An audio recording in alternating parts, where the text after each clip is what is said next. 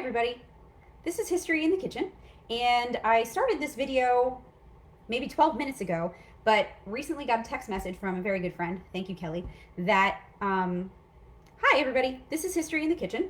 I started this video about 10 minutes ago, but received a text message saying that that it wasn't going. So hopefully now everybody's able to see this, everybody's able to view it. Hopefully you've got your ingredients together.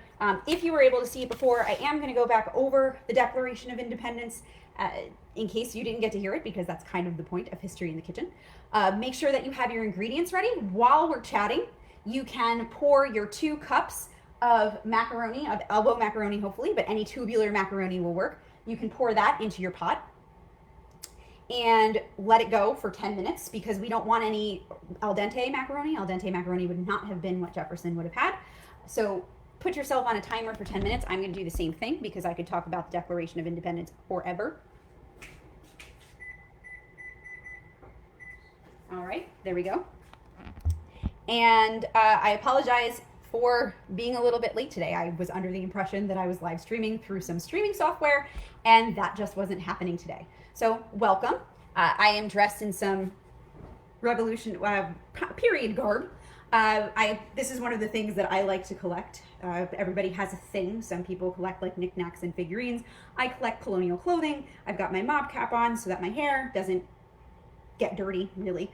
Because as a colonial woman, I wouldn't have washed it I only would have washed it a little bit, not very often. And yeah, so I hope you enjoy the festive gear.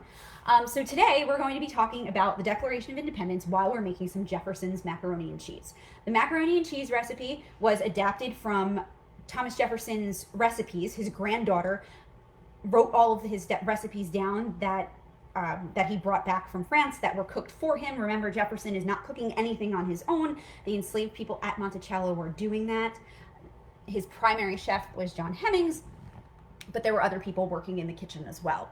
So just so that you know which ingredients you need, you're going to put your macaroni in some boiling water. We're going to time that for 10 minutes. You need a cup of sharp cheddar, a 1/4 cup of Parmesan cheese, and I am using Pam so that it doesn't stick. I realized that Thomas Jefferson would not have used Pam. However, a very good friend gave me the idea that Jefferson probably would have invented it. So we're using innovation here so that your macaroni and cheese doesn't stick to the pan. We're going to use some butter. My butter is room temperature. If yours is not room temperature, that's okay. It doesn't have to be room temperature. And you'll also need a baking dish. I have my usual wooden spoon and a colander and a bowl. All right, so let's get talking history, shall we? So the Declaration of Independence was dated, the piece of paper was dated July 4th, 1776. That's the printed piece of paper. Independence was approved by the Continental Congress in Philadelphia on July 2nd, 1776, and then it's not signed until August 2nd, 1776. So we've got a whole bunch of dates going on here for independence. Yesterday, you could have celebrated Independence Day like I did because that's the day that John Adams thought Independence Day should have been, because that's the day it was officially approved. So today we're going to be taking a look at 3 different documents. We're looking at the Declaration of Independence. I have my transcript here. We're going to take a look at the Declaration of Sentiments. And we are also going to take a look at what to the slave is the 4th of July. Because even though we have this beautiful document written by Thomas Jefferson and the rest of the Declaration Committee, so that's Roger Sherman, Robert Livingston, Benjamin Franklin, and John Adams, along with Thomas Jefferson, who was the main pen. We also have reactions to this document that gives us hope. A document that gives us a philosophy of hope, but didn't and doesn't necessarily apply to everybody. So first, a little bit about the Declaration itself. The document is broken up into 3 different parts, okay? You have the first part, which is a preamble.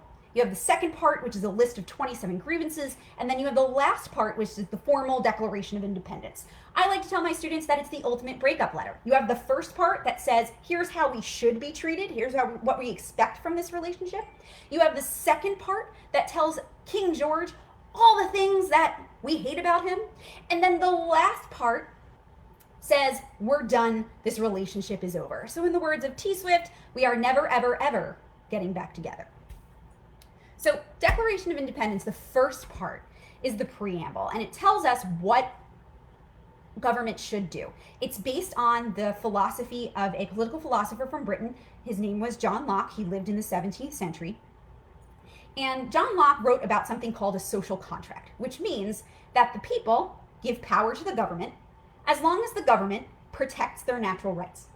When the government fails to do that, the people have the option, or the people have the duty, to break free of that government and set up a government that is going to protect their natural rights. So the Declaration of Independence was also meant to be read. It's very poetic. People would not have had a copy of this. You're not getting in the 1700s the local paper dropped off at your door. You're certainly not getting a notification on your phone. You are reading it in a tavern if you can afford to go there, or someone's reading it to you. So Jefferson wrote it with this beautiful cadence so that it sounds almost poetic when you're reading it. The unanimous Declaration of the 13 United States of America. When in the course of human events, it becomes necessary for one people to dissolve the political bands which have connected them with another, and to assume among the powers of the earth the separate and equal station to which the laws of nature and nature's God entitle them, a decent respect to the opinions of mankind requires that they should declare the causes which impel them to the separation. So basically, we're telling the whole wide world why we are breaking up with Great Britain. And the Declaration of Independence was also this foreign policy ploy too. They needed to state why they were leaving Great Britain's care in order to get countries, powerhouse countries like France, to help out in the American Revolution, in which they would have been pummeled by this giant British army. The Spanish jumped in to help, the Netherlands jumped in to help. So this document's really going to help the United States, the Continental Congress, and the Continental Army get the supplies and the money that they need from other countries by telling other countries, like, here, this is the problem. So herein lies the hope and also the rub of the Declaration of Independence. We hold these truths to be self-evident, that all men are created equal, that they are endowed by their Creator with certain unalienable rights, that among these are life, liberty, and the pursuit of happiness. So right there, Jefferson and the Declaration Committee and the Congress that approves this document says that all men are created equal. And this is a hope-giving document. This document, that particular line, all men are created equal, has been quoted the world around for over 200 years. It was quoted in the Declaration of Rights of Man for the French Revolution.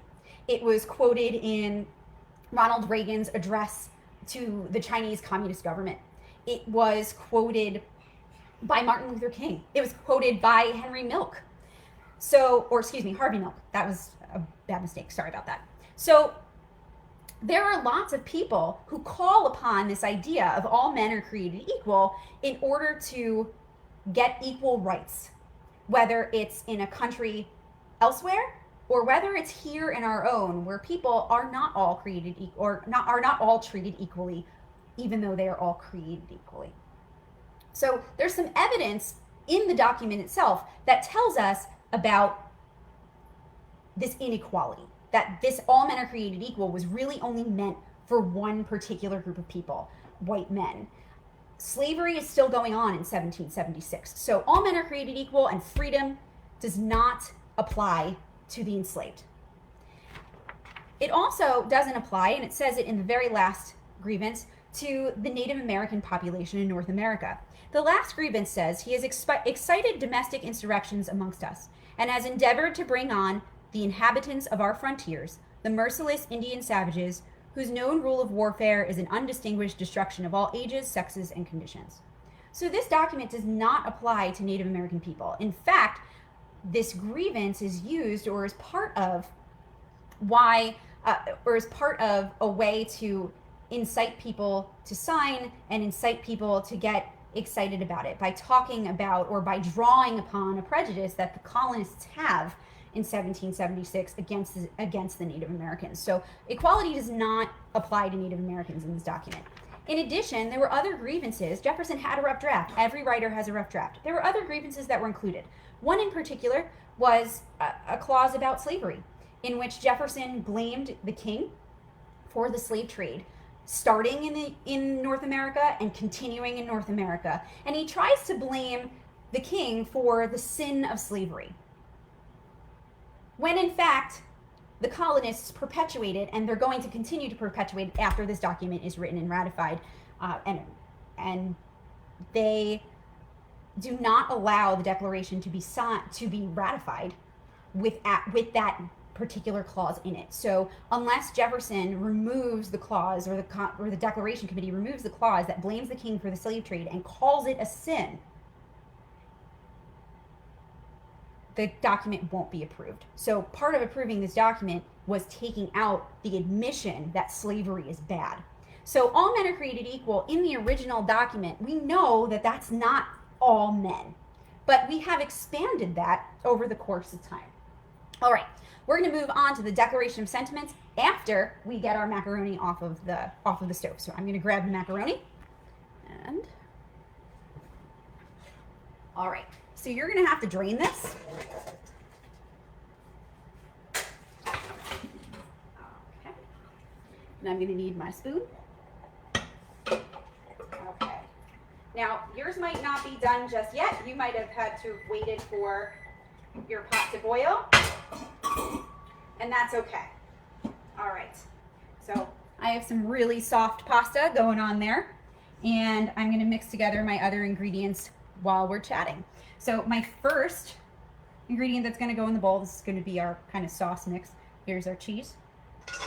Put it in there. Now, if you want to make it extra cheesy, you can. We're using sharp cheddar and Parmesan because those are the two cheeses that would have been used at Monticello or even in the White House. In the White House, enslaved people went with Jefferson as well to do his cooking. And he served this at White House dinners. So got a little bit of sharp cheddar. Make sure that it's shredded. I cheated. I bought the shredded kind, but if you have a block of cheese, you're going to want to shred that. I also have some shredded Parmesan. We're going to put that in there as well. That's a 1/4 cup. This is all the cheese that you need. If you want to make it a little bit cheesier, you can certainly do that. But I'm trying to follow the historic recipe as best I can, but with a bit of a modern twist. All right. So next up, you want your butter. I did some research on Colonial Butter because I thought that that would be appropriate. And there were no refrigerators. Some people who were wealthy enough had ice houses. Jefferson had an ice house, but the average citizen did not. So your butter would have been really, really salty for preservation and also room temperature. So my butter is room temperature. If yours is not, that's okay, because it will melt in the oven. All right. So you need to stir this together best you can. If you've got butter chunks, that's all right, because it's going to melt, and then you'll give it a nice stir when it comes out of the oven. All right, so while we're stirring the cheese butter mixture together, let's talk about the Declaration of Sentiments. So women aren't included in the Declaration of Independence. It says all men, like literally men. So in July of 1848, 300 people, men and women, got together in Seneca Falls, New York, for the first ever Women's Rights Convention. And at the meeting, Elizabeth Cady Stanton read her famous, well, it wasn't famous then, but it's famous now, Declaration of Sentiments. And basically what she was doing was she was protesting women's inferior legal status. So as a woman, even in 1848 and in 1776, you couldn't inherit property, you couldn't buy property on your own. You were basically something called femme couvert, where you were covered by your husband and you lost all legal status once you were married. And socially, it was only appropriate for a woman to get married. It was considered to be weird if you didn't. So you had no choice but to get that femme couvert status. So because a woman was considered legally dead, and it says that in the Declaration of Sentiments, women were fighting for their rights. She wrote a basic mirror to the Declaration of Independence that called for a more superior legal status, and she wanted moral, economic, and political equality.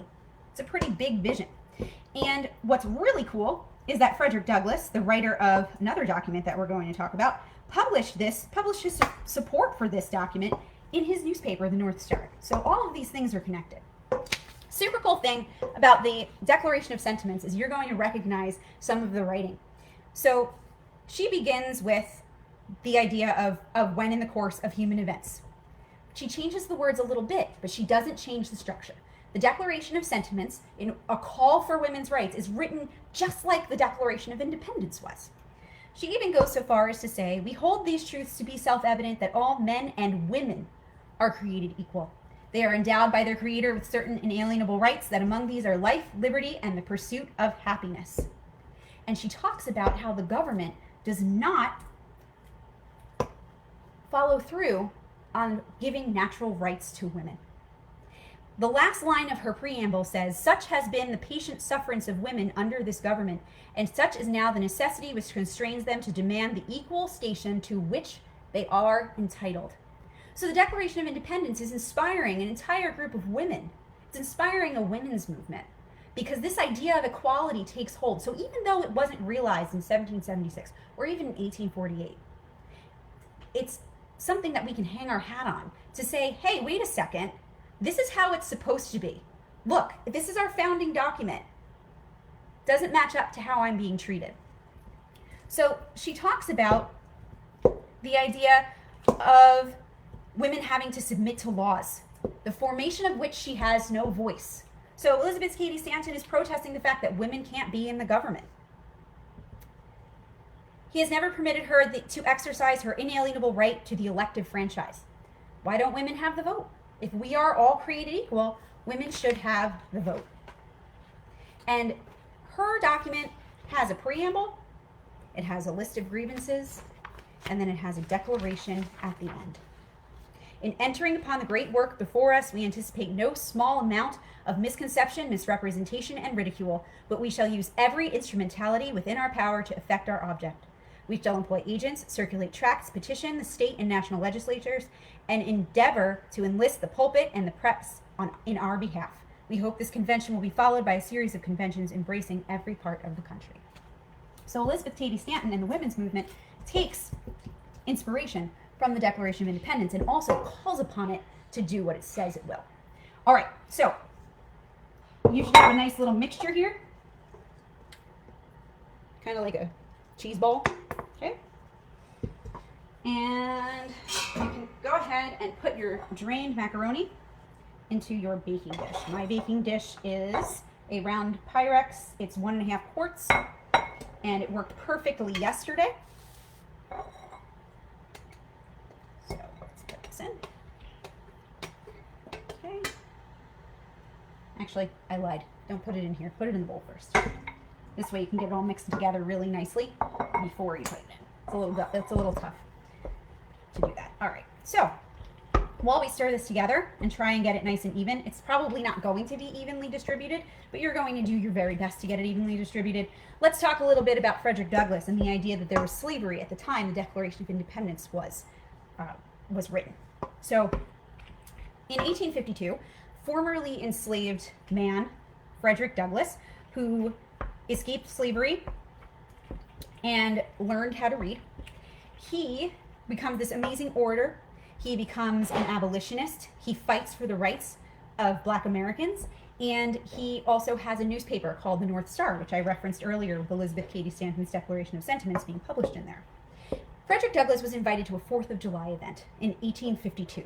And he refuses to speak on July 4th itself, but he does speak on July 5th.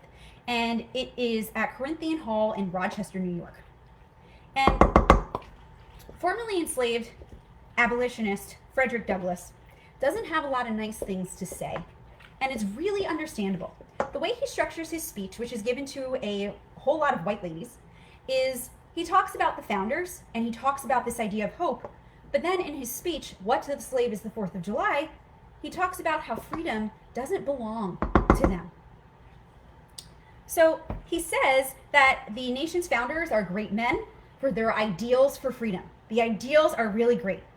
But he also, in his speech, brings an awareness of the hypocrisy of those ideals because slavery still exists on American soil. So it's a super long speech. And Frederick Douglass makes a lot of really great points in it. So he says, fellow citizens, I am not wanting in respect for the fathers of this republic. You can pour this in here. The signers of the Declaration of Independence were brave men. They were great men, too great enough to give frame to a great age. They were statesmen, patriots, and heroes, and for the good they did and the principles they contended for, I will unite with your honor to their memory. So he starts by giving a compliment to the founding fathers, and I really think he believe that based on what I've read about him and the works of his that I've read, and also based on the conclusion of the speech. But then he goes on to make these women who are listening in Rochester understand what 4th of July and freedom means to a group of people who are enslaved. We're going to take this, we're going to heat it for 10 minutes at 350.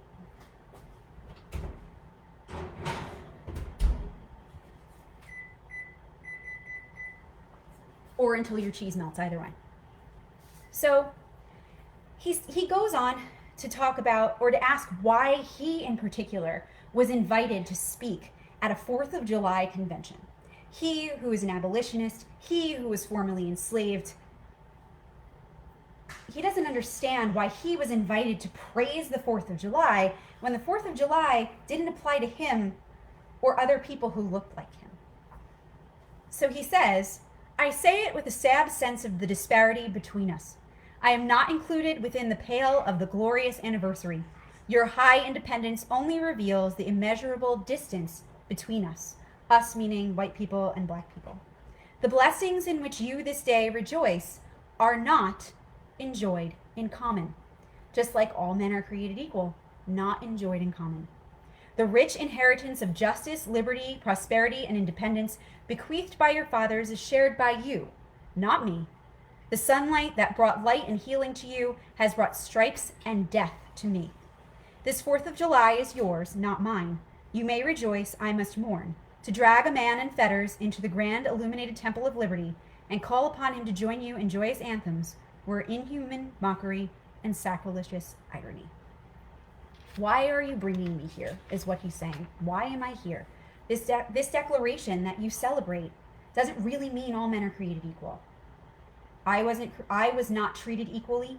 I'm still not treated equally. So I don't understand how you can expect me to praise a holiday where it doesn't really apply to me. So Frederick Douglass talks a lot about what does this mean to him and his people. What to the American slave is your 4th of July? I answer, a day that reveals to him more than all other days of the year the gross injustice and cruelty to which he is the constant victim. Now, does this mean that we shouldn't celebrate tomorrow? No, that's not what it means at all. It means that for many, even today, the Declaration of Independence means something, but it might not mean the same thing to you as it does to your neighbor. Maybe to your neighbor, the Declaration of Independence means a constant fight for equal pay. Or maybe to your neighbor, the Declaration of Independence means a hope that one day systemic racism will no longer exist. But the ideals in the Declaration of Independence are there. That truth is there.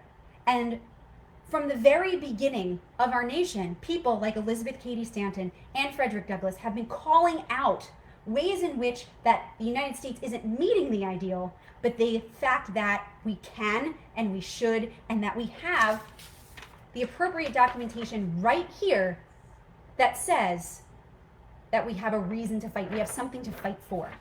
So Frederick Douglass says, allow me to say in conclusion, notwithstanding the dark picture I have this day presented of the state of the nation, I do not despair for this country. There are forces in operation which must inevitably work the downfall of slavery. The arm of the Lord is not shortened, and the doom of slavery is certain. I therefore leave off where I began, with hope. While drawing encouragement from the Declaration of Independence, the great principles it contains, and the genius of American institutions, my spirit is also cheered by the obvious tendencies of this age. So tomorrow when we celebrate, we should be celebrating freedom from Great Britain. We can celebrate the beauty of the words of our founders and the bravery of our founders, but we also need to celebrate people like Elizabeth Cady Stanton. We need to celebrate people like Frederick Douglass. We need to celebrate people like Harvey Milk, people who have, like Martin Luther King, people who have led us on this journey to equality over the course of many, many years. So why don't we take out that macaroni? Mine's almost done. It hasn't been 10 minutes, but I turned my oven up a little bit because I knew I was a little behind. Take a look at what that looks like, and then say goodbye for the day. Okay. So here we have the mac and cheese. Give it a little stir. but not with that spoon because that spoon has cold cheese on it.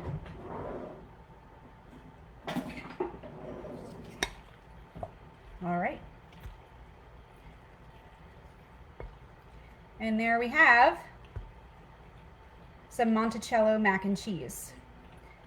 When you're eating this, enjoy. I thought it tasted pretty good yesterday. It's nice and buttery and soft. And hopefully I will see you next week for next week's History in the Kitchen.